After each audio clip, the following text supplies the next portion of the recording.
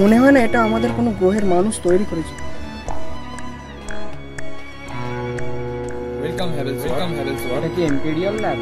হ্যাঁ হ্যাভেলস, তুমি একদম ঠিক জায়গাতেই এসেছো।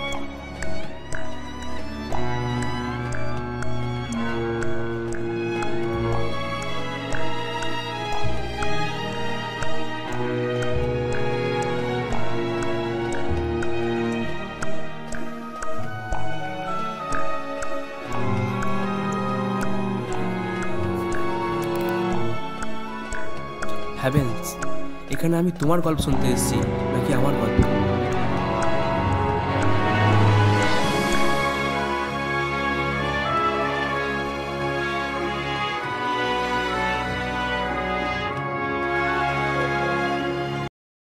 এমপিয়ান্সদের কি হবে?